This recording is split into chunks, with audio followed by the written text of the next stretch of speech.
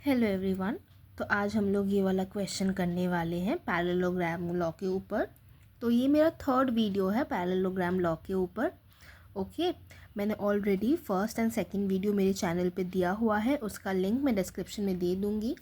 आप पहले उन दोनों वीडियोस को कंप्लीट देख लीजिएगा, उसके बाद इस क्वेश्चन को सॉल्व करिएगा। अदरवाइज़ यू वोंट अंडरस्टैंड कि इस क्वेश्चन में हमको क्या निकालना है, कैसे क्या निकालना है।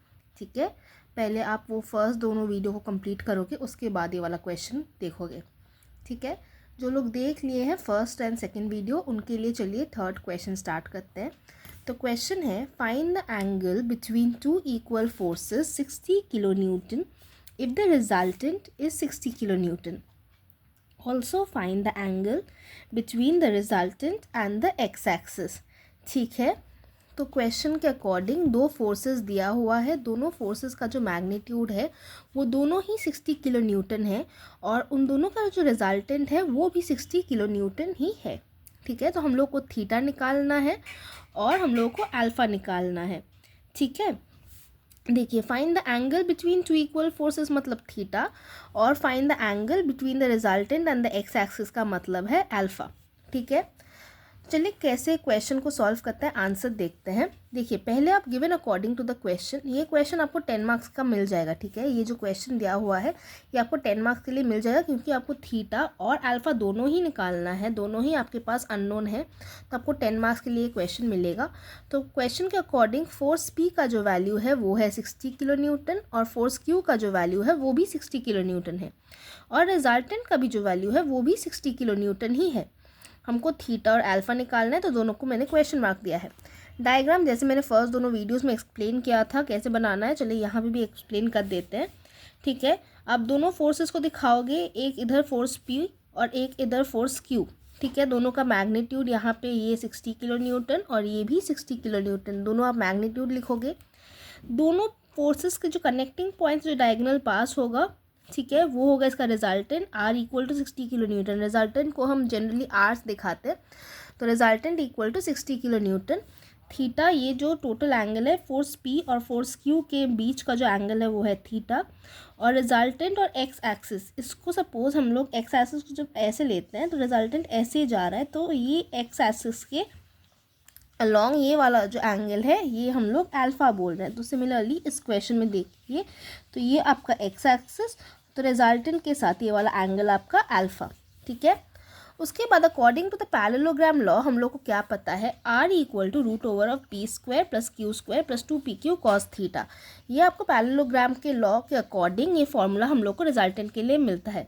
यहाँ पे हम लोग वैल्यूज़ जो है, यहाँ पे वैल्यूज़ हम लोग सब्स्टिट्यूट करेंगे। देखिए, आर के जगह पे हम लोगों ने 60 सब्स्टिट्यूट किया, पी स्क्वायर के जगह पे 60 स्क्वायर को सब्स्टिट्यूट किया और क्यू स्क्वायर के जगह पे हम लोगों ने 60 स्क्वायर को सब्स्टिट्यूट किया। 2pq कॉस थीटा के वहाँ पे भी मैंने वैल्यूज़ को सब्स्टिट्यूट किया। ठीक है, 60 स्क्वायर होता है 3600। ठीक है, सिमिलरली आप यहाँ पे भी ये कैलकुलेट करोगे तो 3600 मिलेगा। यहाँ पे भी 60 स्क्वायर है तो 2 into 60 square into cos theta. ठीक है, ये आपने सॉल्व किया, 3600 को आप ऐड करोगे इन दोनों को तो आपको 7200 मिलेगा। And 2 into 3600 is also 7200 into cos theta.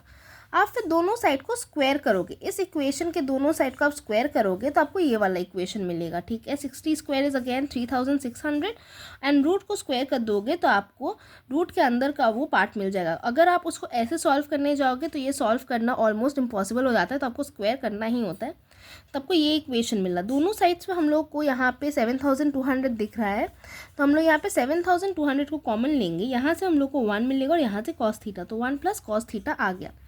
फिर यहाँ पे देखिए, ये 7000 को इस साइड में लाएंगे तो डिविजन हो जाएगा, तो ये 7200 को इस साइड ले आए तो हाफ मिला। ठीक है, 3600 divided by 7200 is half equal to 1 plus cos theta. इस 1 को इधर ले जाएंगे तो माइनस हाफ मिलेगा equals to cos theta. And theta क्या आएगा, यहाँ पे हम लोगों को कॉस थीटा का वैल्यू माइनस हाफ मिला है। ठीक है, तो थीटा आएगा cos inverse -1/2 that is equal to 120 degree. ये आपको साइंटिफिक कैलकुलेटर से मिल जाएगा।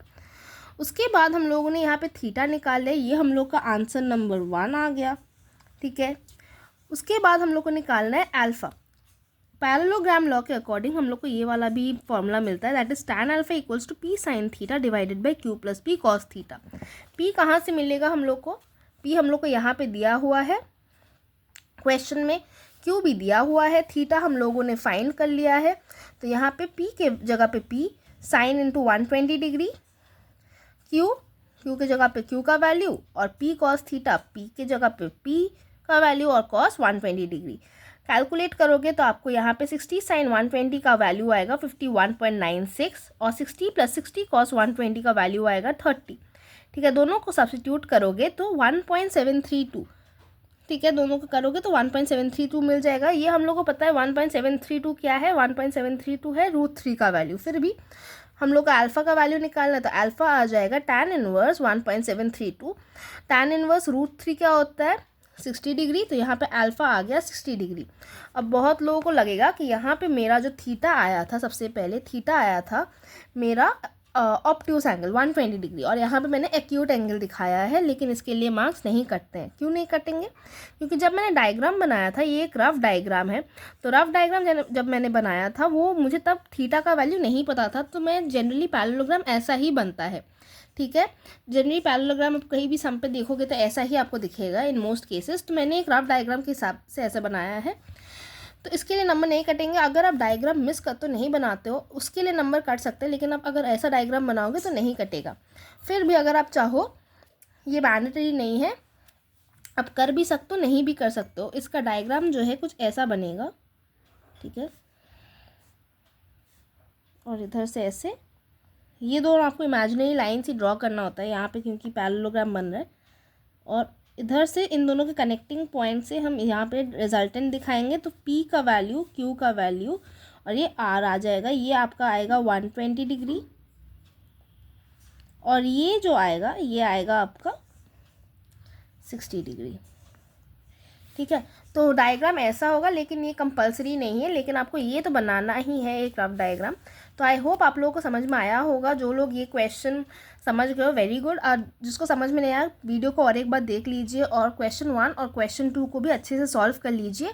ठीक है, जो भी मैंने इसके पहले पढ़ाया है मैं वो सब कुछ डिस्क्रिप्शन के नीचे दे दूँगी।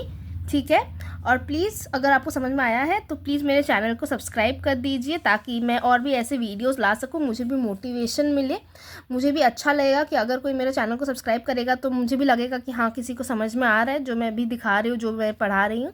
तो please subscribe to my channel और like share subscribe. Thank you, bye.